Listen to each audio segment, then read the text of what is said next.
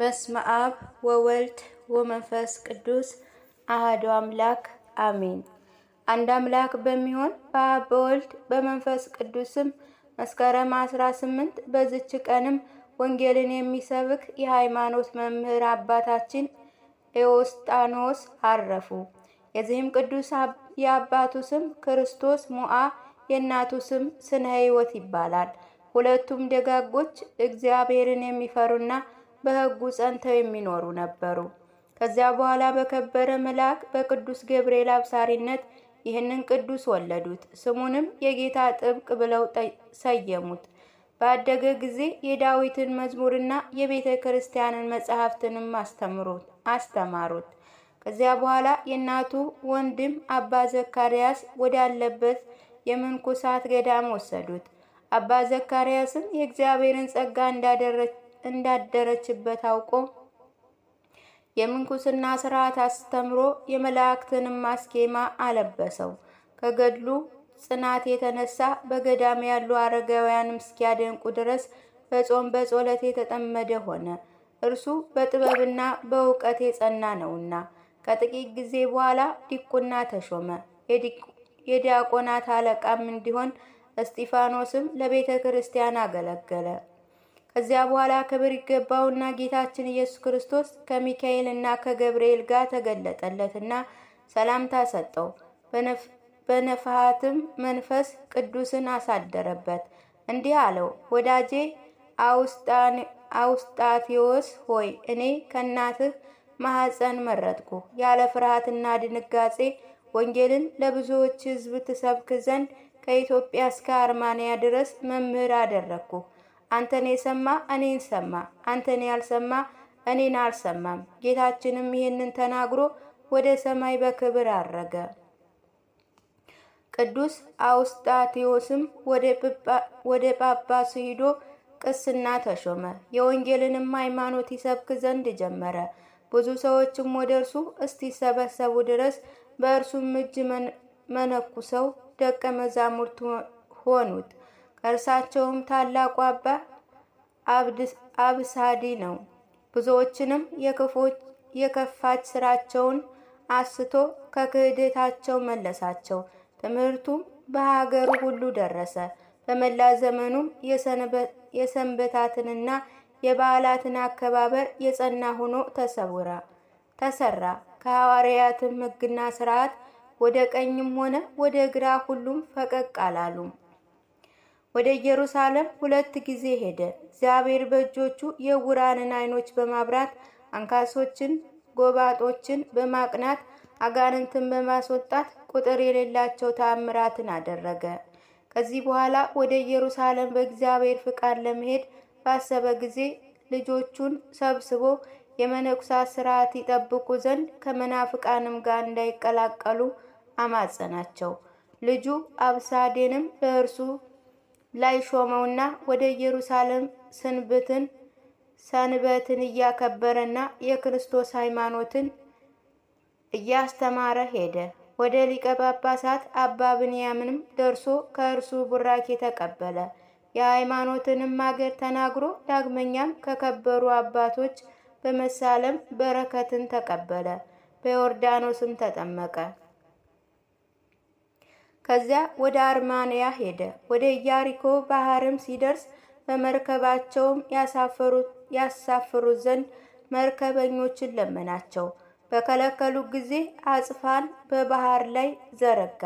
በቅድስት ሥላሴ ስም በላዩ ባረከ። ራሱንም በመስቀል ምልክት አማተበ።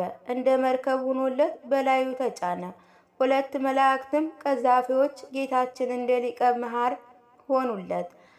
ከባህሩ ግርማ የተነሳ እንዳይፈራ ልጆቹን አጽናናቸው። ግን እንዲህ አላቸው፣ ልጆቼ በልባችሁ ቂምና ሽንገላን እንዳታኖሩ ተጠበቁ።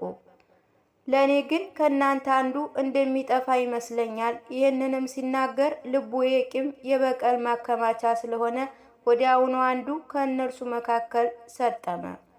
በእግዚአብሔር ፍቃድ ባህሩን ተሻግሮ ወደ አርማንያ ከተማ ደርሶ ከሊቀ ጳጳሳቱ ጋር ተገናኘ፣ ሰገደለት። ከእነርሱም ቡራኬን ተቀበለ። ሊቀ ጳጳሱም ባየው ጊዜ ታላቅ ደስታን ደስ አለው፣ በፍቅርም ተቀበለው። አባታችን ኤዎስጣቴዎስም ሁሉም በትምህርቱ አንድ እስከሆኑ ድረስ የአርማንያ ሰዎች ሐዋርያት በሲኖዶሳቸው የሰሩትን ሥርዓት እያስተማራቸው ኖሩ። ከዚያ በኋላ እረፍቱ ሲደርስ ክብር ይገባውና ጌታችን ተገለጠለትና ስሙን ለሚጠራ መታሰቢያውንም ለሚያደርግ ገድሉንም ለሚጽፍ ቃል ኪዳንን ሰጠው። ባረፈ ጊዜ ጳጳሳትና ካህናት በታላቅ ክብር ገንዘው በሰማዕቱ በቅዱስ መርምርሃን ቤተ ክርስቲያን ውስጥ ቀበሩት። ከስጋውም ብዙ ተአምራት ተገለጠ። እግዚአብሔር ምስጋና ይሁን። እኛንም በጸሎቱ ይማረን፣ በረከቱም ከኛ ጋር ትኑር ለዘላለሙ አሜን።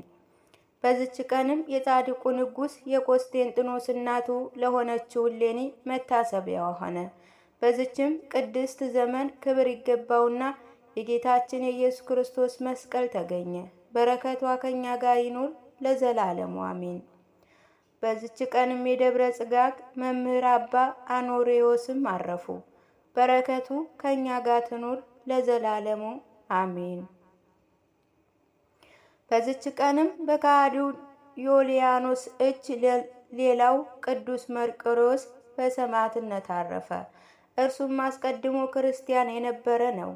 የታላቁ ቆስጤንጥኖስ ልጅ ሁለተኛው ቆስጤንጥኖስ በሞተ ጊዜ የቆስጤንጥኖን እህት ልጅ ዮልያኖስም ነገሰ።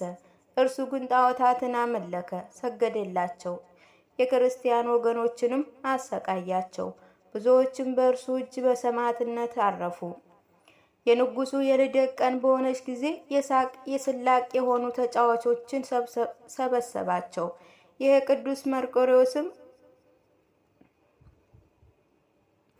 ቁጥሩ ከእሳቸው ጋር ነበር። ካህናቱ በቤተ ክርስቲያን እንደሚያደርጉት በክርስትና ስርዓት እንዲጫወት ይህንን መርቆሬዎስ ከሃዲው ንጉስ አዘዘው። እንዳዘዘው በክርስትና ስርዓት ሁሉ ተጫወተ። ታላቅም ሳቅና ስላቅ ሆነ። ሁለተኛም በክርስትና ጥምቀት ስርዓት ሊጫወት ጀመረ። በመስቀል ምልክትም አንድ አምላክ በሚሆን በአብ በወልድ በመንፈስ ቅዱስ ስም እያለ በውሃው ላይም አማተበ። ያን ጊዜ መለኮታዊ ብርሃን በውሃው ውስጥ ወረደ። እግዚአብሔር የልቦናውን ዓይን ገልጦለት ያንን ብርሃን አየው። ልብሱን ጥሎ ራቁቱንም ወደ ውሃው ወርዶ ለአብ ለወልድ ለመንፈስ ቅዱስ ስም 3 ብቅ ጥልቅ እያለ ተጠመቀ። ከዚያ በኋላ ወጥቶ ልብሱን ለበሰ። በንጉሱ ፊት ቆሞ ክብር ይገባውና በጌታችን ኢየሱስ ክርስቶስ ስም ታመነ። ንጉሱ በእርሱ ላይ ተቆጣ፣ እንዲህ ብሎም አስፈራራው። ለእኔ በመታዘዝ ለአማልክት ዕጣንን ካላሳረገህ ታላቅ ስቃይን አሰቃያለሁ። ትእዛዜን ከተቀበልክ ግን እኔ ብዙ ገንዘብ ሰጥቼ እጅግ አከብርሃለሁ አለው። ቅዱስ መርቆሬዎስም የዚያን ዓለም ገንዘብ ሁሉ መንግስትህንም ብትሰጠኝ ጌታ እግዚአብሔር ኢየሱስ ክርስቶስን አልክድም ብሎ መለሰለት። ያን ጊዜ ራሱን በሰይፍ እንዲቆርጡ ንጉስ አዘዘና ቆረጡት። በሰማያት መንግስታዊ የማይጠፋ የሰማዕትነት አክሊልን ተቀበለ። ለእግዚአብሔር ምስጋና ይሁን። እኛንም በሰማዕቱ ጸሎት ይማረን ለዘላለሙ አሜን።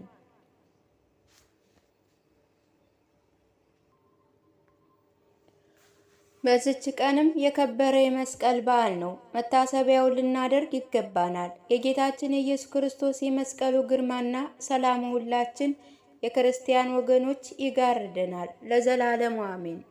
በዚች ቀን መስተጋድል የሆነ ግብፃዊ ሊቀ ያዕቆብ አረፈ። ወላጆቹ ደጎች ምዕመናን ነበሩ። ይህንንም ቅዱስ አገልጋይ ሊሆን ለእግዚአብሔር ሰጡት። ትምህርቱም ባደረሰ ጊዜ በእስክንድሪያ ወዳለ ገዳም ወላጆቹ ወሰዱት። ለአበምኔቱም አባ ገብርኤል ሰጡት። እርሱም ተቀብሎ የ12 ዓመት ልጅ ሆኖ ሳለ አመነኮሰው።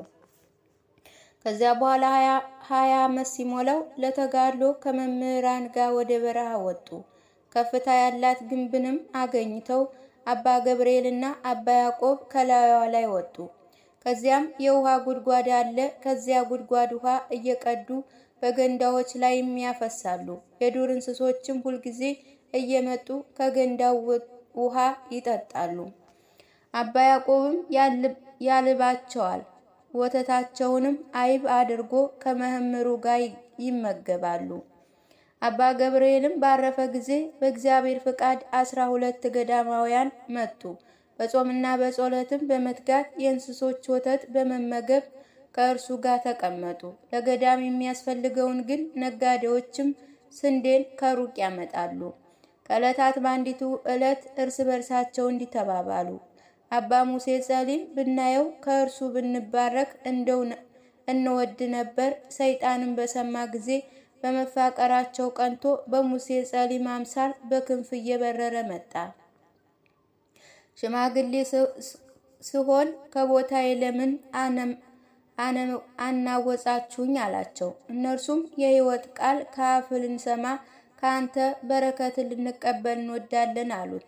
ደግሞ ኑሯችሁ እንዴት ነው አላቸው። እነርሱ ለዱር እንስሶች በገዳም ላይ ውሃን እንደሚቀዱ ውሃውንም ሊጠጡ ሲመጡ እንደሚያልቧቸው ሁሉ ሁልጊዜ በየማታ ከወተታቸው እንደሚመገቡ ነገሩት። ሰይጣንም እንዲህ አላቸው፣ ያዘዝኳችሁን ትሰማላችሁ አላቸው። አዎን እንሰማለን አሉት። ዳግመኛም እንዲህ አላቸው፣ የእንስሶችን ወተት አትጠጡ፣ እናንተ መነኩሳት ስትሆኑ አታምጧቸው። ጾምን ግን በ40 ቀን ጾሙ። የዳዊትን መዝሙር አትጸልዩ፣ እርሱ በአመፅ የኦርያን ሚስትም ነጥቋልና እርሱንም ገድሎታልና። ጥቅም የሌለው ብዙ ነገርን መከራቸው። እነርሱ እርሱ እንደ አባ ሙሴ መስሏቸው ይመልሱለት ነበር። ከዚያ በኋላ ሰይጣን እንደሆነ ለሊቀ ያዕቆብ መንፈስ ቅዱስ አስገነዘበው። ደቀ መዛሙርቱንም የቁርባን ቅዳሴ እንዲቀድሱ አዘዛቸውና ስጋውን ደሙን ከተቀበሉ በኋላ ሰይጣን መሆኑን ለልጆቹ መነኩሳት ነገራቸው። ሁለተኛ በእስክንድርያ ሊቀ ጳጳሳት አምሳል ወደ እርሳቸው መጣ። ከእነርሱ ጋርም በኤጲስቆጶሳት አምሳል አሉ። በደረሱ ጊዜ በላያቸው ተኮሳተረ። ከዚህ ልትኖሩ ማን ፈቀደላችሁ ብሎ አወገዛቸው።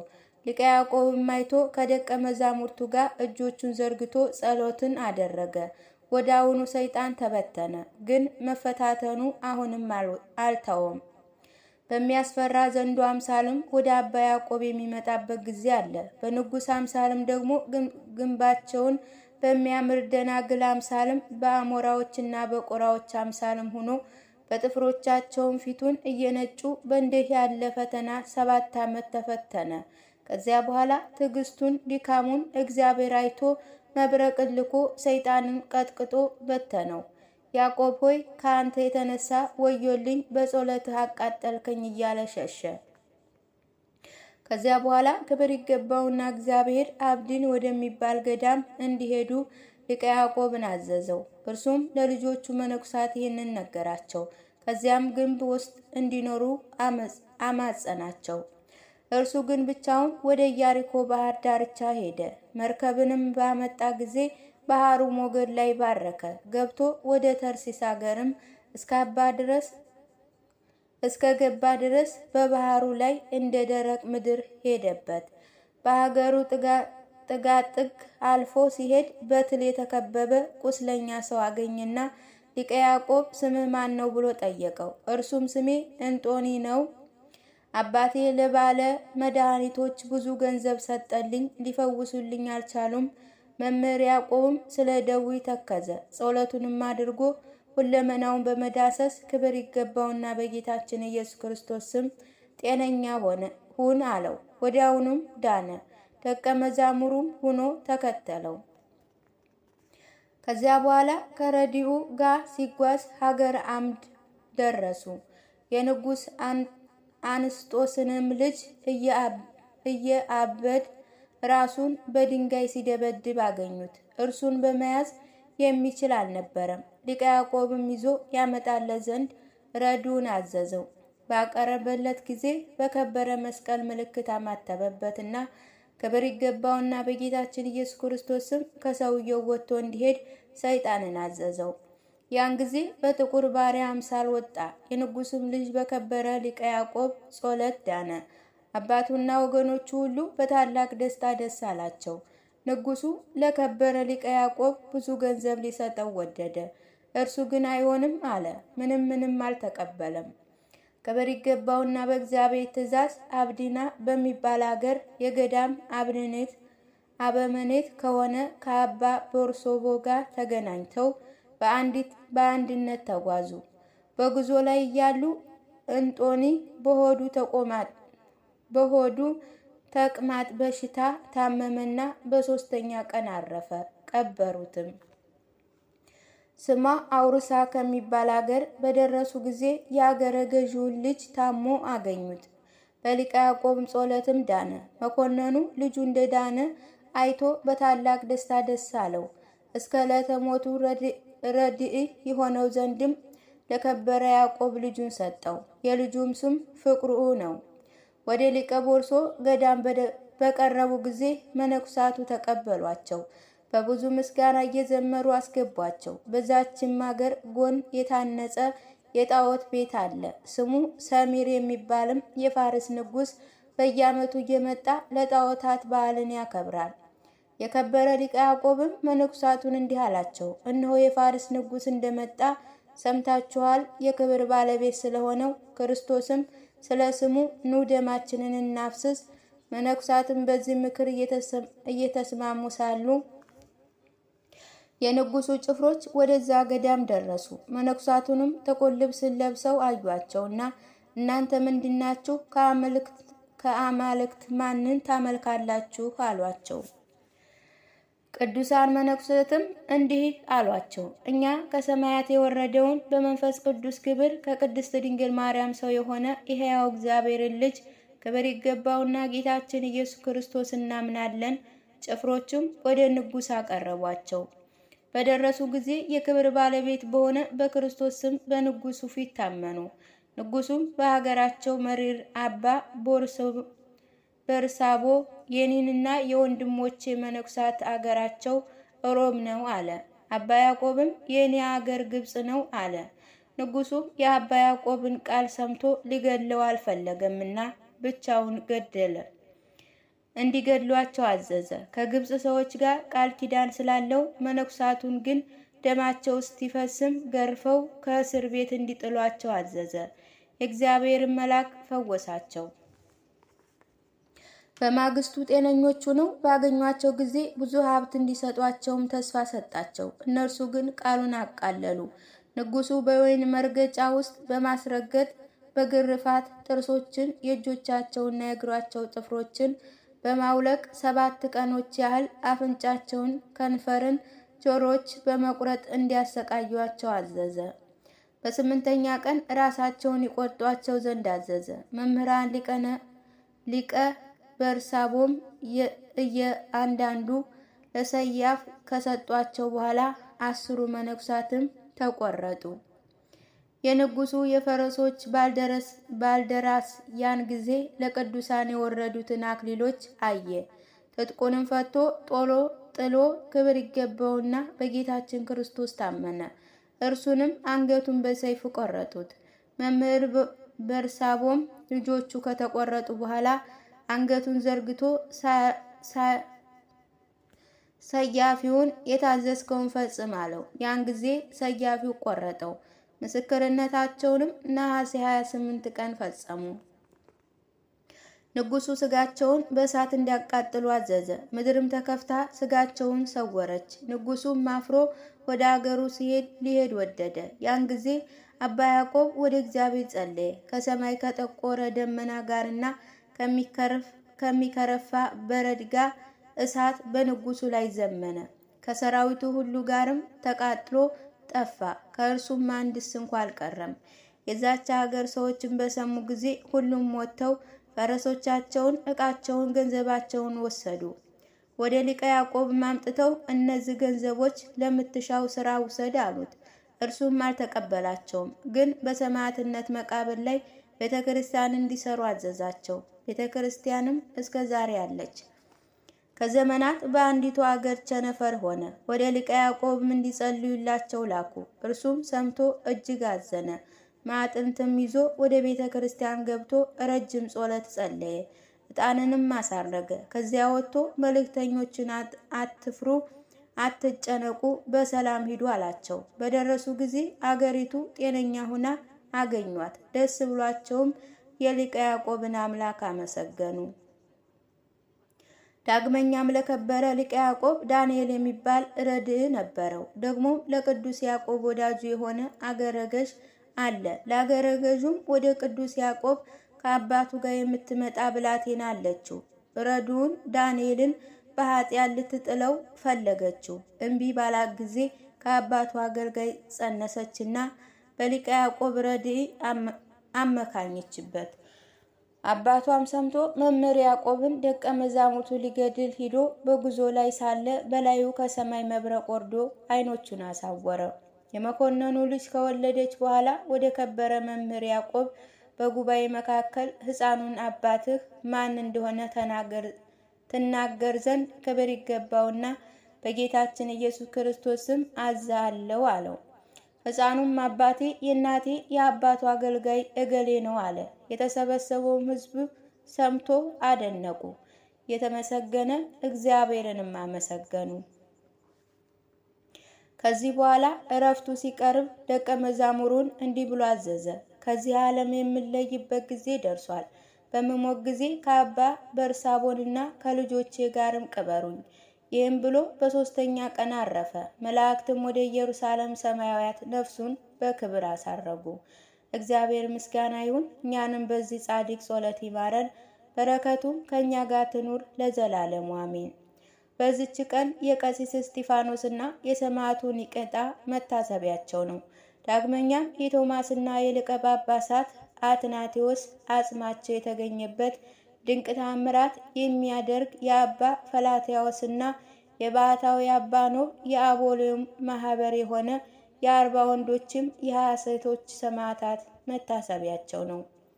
በዚች ቀን ዳግመኛ የሰማዕቱ ኤፍሬምና የአባ ፈኖሞስ የሰማዕታት ስልሃና የአክሳኤልስና የይስሐቅ ምስክርነታቸው መታሰቢያ ነው። የሁሉም ቅዱሳን በረከታቸው ከእኛ ጋር ትኑር ለዘላለሙ አሜን። በዚች ቀንም የከበረ ሐዋርያ ቶማስ በህንዲኪ ሀገር ላደረገው ተአምር መታሰቢያ ነው። ቶማስ በህንድ ሀገር ወንጌልን ይሰብክ ዘንድ ለመሄድ በተነሳ ጊዜ ወደዛች ሀገር መግባትን እንዴት እችላለሁ ብሎ አሰበ። ይህንንም ሲያስብ ነው ክብር ይገባውና ጌታችን ኢየሱስ ክርስቶስ ተገለጠለትና አትፍራ፣ ቸርነቴ ካንተ ጋር ትኖራለች አለው። ወዲያውኑም ከህንዲኪ ከጎና ነጋዴ አቤኔስ መጣ። ጌታችንም ምን ትሻለህ አለው። ነጋዴውም ሐኒጽ የሆነ ባሪያ እሻለሁ አለው። ጌታም ይህንን ባሪያዬን ገዝተህ ውሰድ፣ እርሱ አናጺ ነውና አለው። ከዚያ በኋላ በሶስት ወቄት ወርቅ ሸጠው። እንዲህ ብሎ ጻፈለት፣ የጣራቢው ዮሴፍ ልጅ የሆነ ባሪያዬን ለጎና ነጋዴ ለአቤኔስ ሽጨዋለሁ። ከዚህ በኋላ አቤኔስ ቅዱስ ቶማስን ተረክቦ ወደ አገሩ ወሰደው። ወደ ከተማ በቀረቡና በደረሱ ጊዜ የእንዚራና የመሰንቆ የዛጉፋ የእምቢልታ ድምፅም ሰምቶ ይህ ምንድነው አሉት። ሰዎችም ንጉሥ ለሴት ልጅ ሰርግ አዘጋጅቷል፣ ወደ ንጉሥ ሰርግም ያልሄደውን እንዲቀጡ ንጉሥ አዟል አላቸው። ይህን ሰምተው አቤኔስና ቅዱስ ቶማስ ወደ ሰርጉ ሄዱ። ሁሉም ሲበሉና ሲጠጡ ሐዋርያው ቶማስ ምንም አልቀመሰም። በዚያም ዕብራውያን የሆነች አዝማሪ አለች። በሰርጉ ምሳ ላይ ከሚያገለግሉ ውስጥም አንድ ሰው ሐዋርያው ቶማስን በጥፊ ፊቱን ጻፈው። ሐዋርያው በዕብራይስጥ ቋንቋ ይችን እጅ ውሾች ሲጎትቷት አያታለው አለው። አዝማሪዋም ብቻዋን ሰማችው። ይህም በጥፊ የመታው ውሃ ሊቀዳ ወደ ውሃ ጉድጓድ ወረደ። አንበሳም መጥቶ ገደለውና በታትኖ ታወው። አንድ ውሻም የቀኝ እጁን ይዞ ወደ ምሳ መካከል ወሰዳት። ከዚያ ያሉትም ማን ነው የሞተው አሉ። ሰዎችም ይህንን እንግዳውን በጥፊ የመታ የአሳላፊ ነው አላቸው። አዝማሪዋ በሰማች ጊዜ ወደ ሐዋርያው ሂዳ በአጠገቡ ቁማ በጥፊ የመታችኝን እጅ ውሾች ሲጎትቷት አያታለሁ ሲል እኔ ሰምቸዋለሁ አለች። ከዚያ ያሉት ሁሉ ይህን ሰምተው አደነቁ። ይህን ነገር በንጉሥ ዘንድ በተሰማ ጊዜ ንጉሥ ወደ ሐዋርያው መጥቶ ዛሬ አጋብቻታለሁና ና በልጄ ላይ ጸሎት አድርግ አለው። ሐዋርያው ቶማስም ወደ ጫጉላ ቤት ገብቶ ስለ ሙሽሮቹ ወደ ጌታችን ጸለየ። የሃይማኖትንም ቃል አስተምሮ ባረካቸው። በሐዋርያ ቃልም አመኑ። ጌታችንም ደግሞ በቶማስ አምሳል ተገልጦላቸው እርሱ ሃይማኖትን አስተማራቸው። እነርሱም አመኑበት። ጽምርታቸውም ትተው ድንግልናታቸውን ጠበቁ። ንጉሡ ክብር ይገባውና በጌታችን ክርስቶስም አመነ። ለእግዚአብሔር ምስጋና ይሁን። እኛንም የሐዋርያው ቶማስ በረከት ከኛ ጋር ትኑር ለዘላለሙ አሜን።